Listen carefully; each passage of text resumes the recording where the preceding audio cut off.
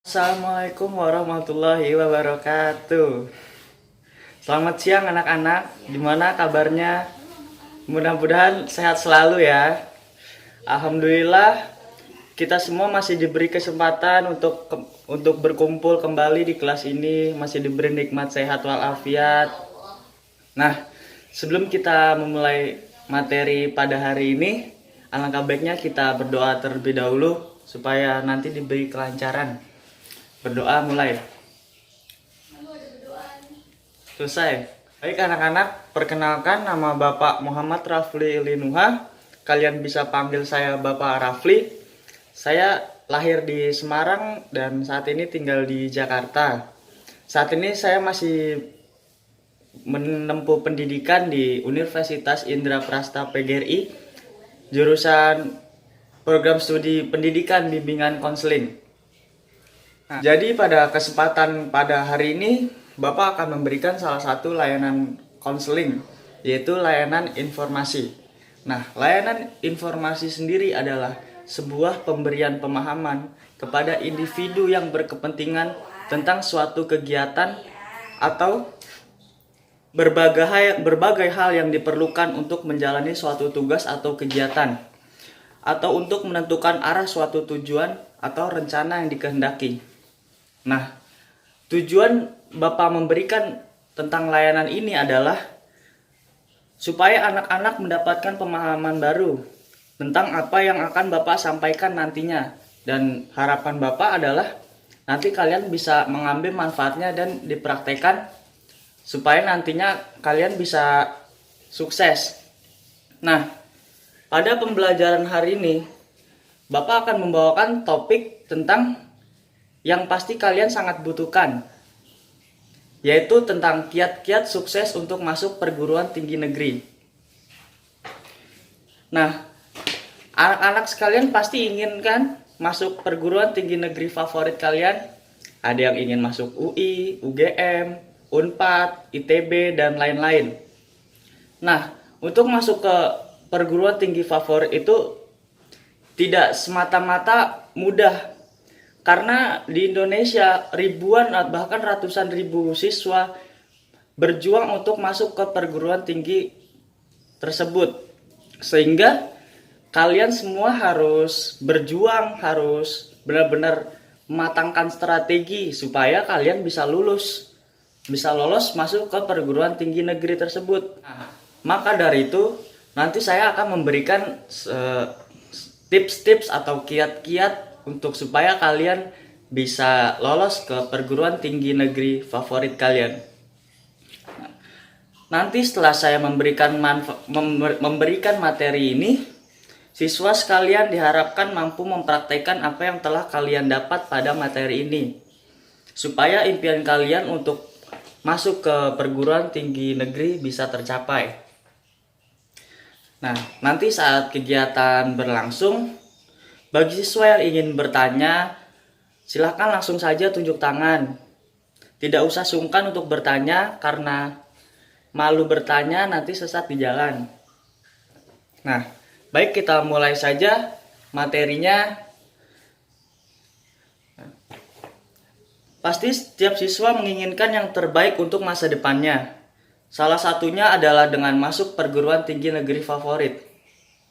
Namun pada realitanya, banyak siswa yang gagal masuk PTN karena usahanya tidak maksimal, ataupun banyak siswa yang salah strategi.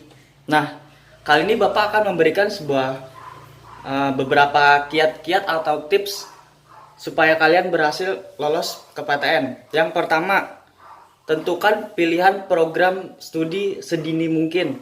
Nah, kalian ini udah kelas 11 kan? Nah, ada yang udah milih belum mau jurusan mana gitu? Nah, yang udah bagus, yang belum coba deh dipikirkan dari sekarang. Karena itu sangat penting untuk nanti kamu menyusun strategi. Kalian harus benar-benar konsultasi dengan orang tua kalian. Lalu kalian juga harus sadar dengan minat dan bakat kalian.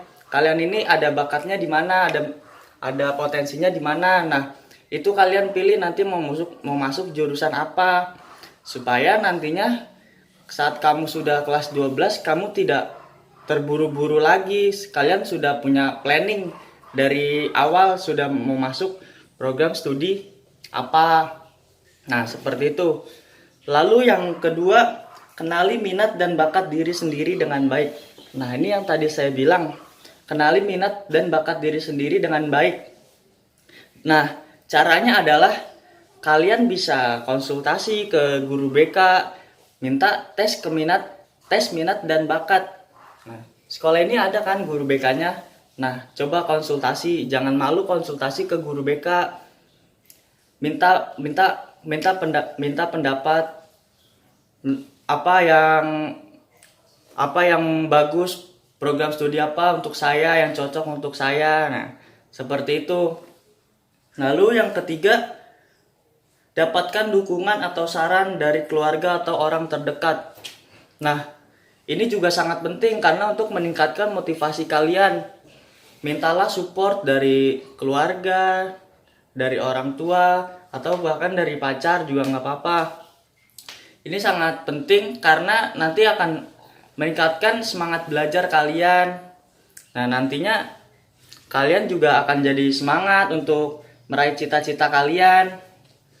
Nah, lalu yang keempat, konsultasi dengan guru di sekolah. Nah, yang tadi saya bilang di sekolah itu kan ada wali kelas, ada guru BK. Nah, kalian bisa tuh konsultasi misalkan ke guru BK. Jangan takut ke guru BK. Ke guru BK itu bukan hanya orang yang bermasalah aja. Jadi kalian bisa konsultasi, minta tes minat dan bakat. Misalnya, Pak, saya mau konsultasi nih terkait nanti jurusan prodi yang ingin saya ambil.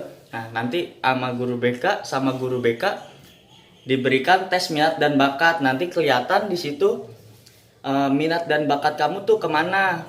Nah, nanti juga disaranin kamu masuk ke program studi apa, ke jurusan apa. Nah, jadi biar kalian nggak salah pilih. Itu juga salah satu sebagai strategi supaya kamu tuh masuk perguruan tinggi negeri gitu. Nah, lalu yang selanjutnya ada fokus belajar dan ikut kursus untuk lolos ke PTN. Nah, fokus belajar itu emang sudah pasti ya. Kalian kalau mau lolos ke PTN pasti harus fokus belajar. Karena yang mau lolos PTN itu bukan cuman kalian doang.